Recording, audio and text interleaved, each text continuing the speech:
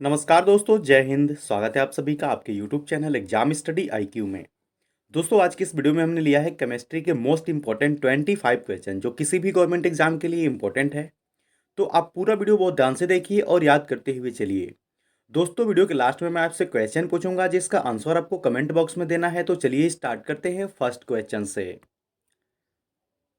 तो first question है, पौधों की वृद्धि के लिए सबसे महत्वपूर्ण यौगिक निम्नलिखित में से बने होते हैं। तो फ्रेंड्स, पौधे की वृद्धि के लिए सबसे महत्वपूर्ण यौगिक होता है नाइट्रोजन। कौन सा यौगिक होता है? नाइट्रोजन होता है। तो इसका राइट ऑप्शन क्या हो जाएगा?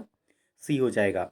देखिए फ्रेंड्स, आपको बता दें कि नाइट्रोजन एक रंगहीन, गंधहीन एवं स्वादहीन गैस है। इसका अणु दो परमाणुओं से बनता है। कितने परमाणुओं से बनता है? दो परमाणुओं से नाइट्रोजन का अणु बनता है। और जो नाइट्रोजन का संकेत होता है वो होता है यन। क्या होता है?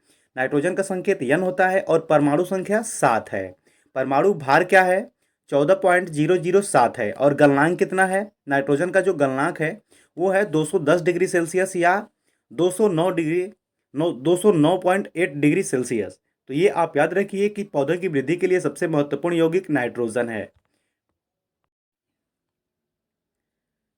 अगला प्रश्न है, पर्यावरण का प्रदूषण करने वाली गैस है। तो फ्रेंड्स, पर्यावरण का प्रदूषण करने वाली कौन सी गैस है?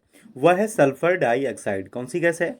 सल्फर डाइऑक्साइड पर्यावरण का प्रदूषण करने वाली गैस है। तो इसका राइट ऑप्शन सी हो जाएगा। फ्रेंड्स, आपको बता दें कि सल्फर डाइऑक्साइड यह एक यौगिक है। इसका रासायनिक सूत्र क्या है? SO2 है।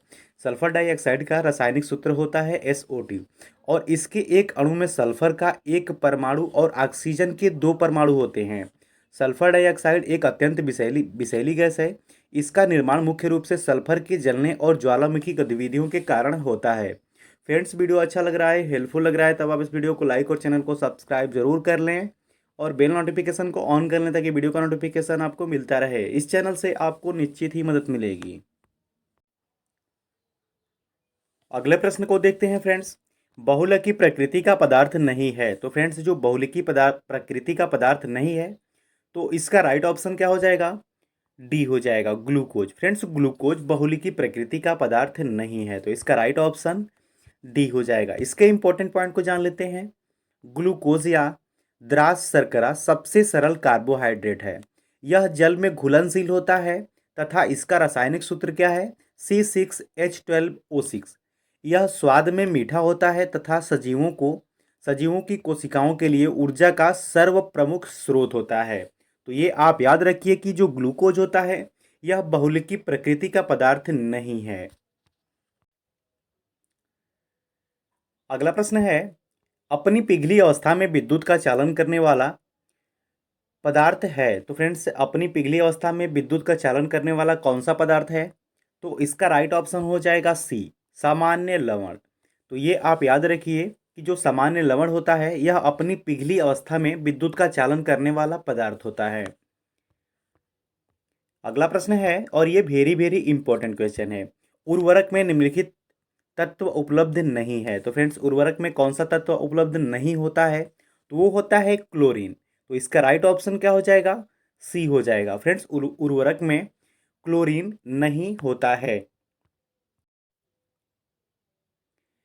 अगला क्वेश्चन है, ग्लूकोज के किण्वन का अंतिम उत्पाद है। तो फ्रेंड्स, ग्लूकोज के किण्वन का अंतिम उत्पाद कौन सा है? तो इसका राइट ऑप्शन हो जाएगा डी, CO2 तथा C2H5OH। तो इसका राइट ऑप्शन डी है। ग्लूकोज के किण्वन का अंतिम उत्पाद है CO2 तथा C2H5OH। ये आप याद रखिए। अगला प्रश्न है, किसी तत्व की परमाणु संख्या निम्नलिखित की संख्या के बराबर होती है। तो फ्रेंड्स, किसके बराबर होती है? इसका राइट ऑप्शन हो जाएगा ऑप्शन बी, नाभिक के प्रोटॉन के बराबर होती है। अगला प्रश्न है, कठोर जल को उबालने के लिए इस्तेमाल में लाए जाने वाले विद्युत उपकरण के तपन अवयव पर जमने वाली सफेद परत में क्या होता है? तो क्या होता है? तो इसका राइट ऑप्शन हो जाएगा कैल्शियम तथा मैग्नीशियम का लवण होता है। तो इसका राइट ऑप्शन सी हो जाएगा, कैल्शियम तथा मैग्नीशियम का लवण। अगला प्रश्न है, महासागरों से शुद्ध जल किस विधि से प्राप्त किया जा सकता है? देखिए फ्रेंड्स, ये वेरी वेरी इंपॉर्टेंट क्वेश्चन है। तो किस विधि से प्राप्त किया जा सकता है? आसवन विधि से। किस विधि से? आसवन विधि से। तो इसका सही ऑप्शन बी हो जाएगा। महासागरों से शुद्ध जल आसवन विधि से प्राप्त किया जा सकता है। अगले प्रश्न को जानते हैं। रासायनिक परिवर्तन की प्रक्रिया है। तो फ्रेंड्स, रासायनिक परिवर्तन की प्रक्रिया क्या होती है? तो इनमें से राइट ऑप्शन हो जाएगा सी हो जाएगा। मोटर कारों में पेट्रोल का दहन, ये रासायनिक परिवर्तन की क्रिया है। तो राइट ऑप्शन सी है। अगला प्रश्न है कि पेट्रोल से लगी आग को बुझाने के लिए प्रायः जल का इस्तेमाल नहीं किया जाता है। क्यों नहीं किया जाता है? तो इसका राइट ऑप्शन हो जाएगा डी हो जाएगा। जल और पेट्रोल आपस में अमिश्रित हैं। पेट्रोल जल की सतह पर परत बना लेता है और जलता रहता है। तो ये आप याद रखिए और इसका राइट ऑप्शन डी हो जाएगा। अगला प्रश्न है, शर्करा विलयन के किण्वन से बनने वाली गैस है। तो फ्रेंड्स, शर्करा विलयन के किण्वन से बनने वाली कौन सी गैस है इनमें से? तो इसका राइट ऑप्शन हो जाएगा option C, carbon dioxide. Friend, जो कार्बन डाइऑक्साइड है यह शर्करा विलयन के किण्वन से बनने वाली गैस है। आपको बता दें कि कार्बन डाइऑक्साइड एक अम्लीय रंगहीन गैस है जो एक रासायनिक यौगिक है। इसका घनत्व शुष्क हवा की तुलना में लगभग 53% होता है। अगला प्रश्न है, व्यापारिक तौर पर अमोनिया का उत्पादन अत्यावश्यक है क्योंकि यह निम्नलिखित में से किस काम में आता है? तो फ्रेंड्स, जो अमोनिया होता है यह किस काम में आता है? यह उर्वरक बनाने के कार्य में आता है। तो इसका राइट ऑप्शन हो जाएगा डी। उर्वरक बनाने में अमोनिया का उत्पादन अति आवश्यक है। तो ये आप याद रखिए। अगला प्रश्न है, सल्फ्यूरिक अम्ल के औद्योगिक उत्पादन में काम आने वाली दो गैसें हैं। तो फ्रेंड्स, ऐसी दो गैसें कौन सी हैं जो सल्फ्यूरिक अम्ल के औद्योगिक उत्पादन में काम करती हैं? तो इसका राइट ऑप्शन हो जाएगा सल्फर डाइऑक्साइड और हाइड्रोजन। कौन सी गैस? सल्फर डाइऑक्साइड और हाइड्रोजन सल्फ्यूरिक अम्ल के औद्योगिक उत्पादन में काम आने वाली दो गैसें हैं। तो इसका राइट ऑप्शन बी हो जाएगा, सल्फर डाइऑक्साइड और हाइड्रोजन। अगले प्रश्न को जान लेते हैं। देखिए फ्रेंड्स, ये वेरी वेरी इंपॉर्टेंट क्वेश्चन है। हीरा उसी एक तत्व से बना है जिससे बना है। तो फ्रेंड्स, हीरा किस तत्व से बना है? तो फ्रेंड्स, हीरा बना है ग्रेफाइट से। किससे बना है? ग्रेफाइट से हीरा बना है।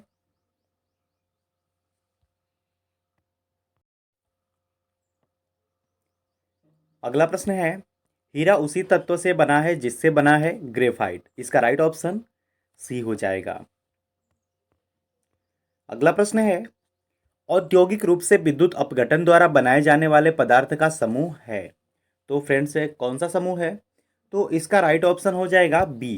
क्या हो जाएगा? बी हो जाएगा। कास्टिक सोडा, क्लोरीन एवं एल्यूमिनियम औद्योगिक रूप से विद्युत अपघटन में द्वारा बनाए जाने वाले पदार्थ हैं। तो ये आप याद रखिए। अगला प्रश्न है, लोहे के उत्पादन के लिए जिस कच्ची वस्तु का इस्तेमाल होता है वह क्या है? तो फ्रेंड्स, इसका राइट ऑप्शन क्या हो जाएगा? कॉक हो जाएगा। क्या हो जाएगा? कॉक।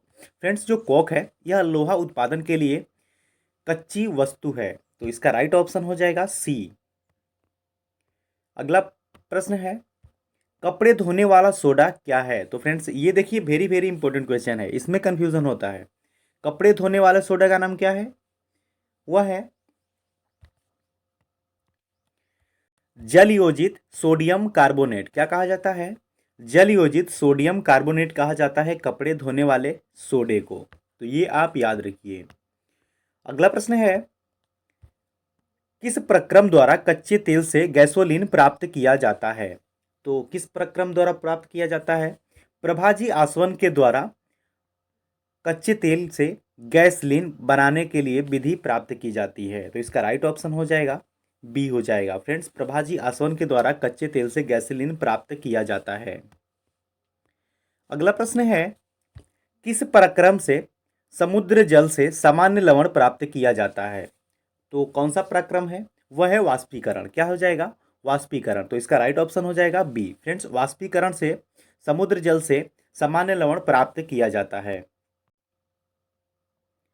अगला प्रश्न है, कास्टिक सोडा के विलयन को अलसी के तेल के साथ गर्म करने पर बने यौगिक को निम्नलिखित में से किस तरह के काम में लाया जा सकता है? तो किस काम में लाया जा सकता है? इसका राइट ऑप्शन हो जाएगा साबुन। तो फ्रेंड्स, ये आप याद रखिए कि जो कास्टिक सोडा के विलयन को अलसी के तेल के साथ गर्म करने पर बने यौगिक को साबुन के काम में लाया जा सकता है। तो इसका राइट ऑप्शन हो जाएगा डी। अगला प्रश्न है, कौन सा कथन गैसों पर लागू नहीं होता है? तो फ्रेंड्स, इनमें से ऐसा कौन सा कथन है जो गैसों के नियम पर लागू नहीं होता है? तो इसका राइट ऑप्शन क्या हो जाएगा? ऑप्शन ए हो जाएगा। इनमें इनके अणु पात्र के दीवार से टकराते हैं तथा दाब उत्पन्न करते हैं। अगला प्रश्न है, प्रकृति में नहीं पाया जाने वाला कच्चा माल है। तो फ्रेंड्स, प्रकृति में ऐसा इसमें से कौन है जो प्रकृति में नहीं पाया जाने वाला कच्चा माल होता है? तो इसका राइट ऑप्शन हो जाएगा बिनाइल क्लोराइड। क्या हो जाएगा? बिनाइल क्लोराइड जो है फ्रेंड्स, यह प्रकृति में नहीं पाया जाने वाला कच्चा माल है। तो इसका राइट ऑप्शन सी हो जाएगा। अगला प्रश्न है, एसिटिक अम्ल के जलीय विलयन का pH 2 है, उसमें निम्नलिखित के मिलाने से उसका pH मान बढ़ जाएगा। तो किसके मिलाने से बढ़ेगा? तो इसका राइट ऑप्शन क्या हो जाएगा? इसका राइट ऑप्शन हो जाएगा जलीय अमोनिया, ऑप्शन सी। फ्रेंड्स, जलीय अमोनिया को मिलाने से इसका pH मान बढ़ जाएगा। अगला प्रश्न है, दही के किस प्रकार का अम्ल पाया जाता है? दही में किस प्रकार का अम्ल पाया जाता है? तो दही में अम्ल पाया जाता है लैक्टिक। कौन सा अम्ल पाया जाता है? दही में लैक्टिक अम्ल पाया जाता है। तो इसका राइट ऑप्शन क्या हो जाएगा? ए हो जाएगा। अब आज का टेस्ट है आपके लिए, प्रकृति में नहीं पाया जाने वाला कच्चा माल कौन सा है? 4 ऑप्शन दिए गए हैं जिनका आंसर आपको कमेंट बॉक्स में देना है। फ्रेंड्स, वीडियो अच्छा लगा, हेल्पफुल लगा, तब आप इस वीडियो को लाइक और चैनल को सब्सक्राइब जरूर कर लें और बेल नोटिफिकेशन को ऑन कर लें ताकि वीडियो का नोटिफिकेशन आपको मिलता रहे। इस चैनल से आपको निश्चित ही मदद मिलेगी। और फ्रेंड्स, हमसे ज़रूर जुड़ें।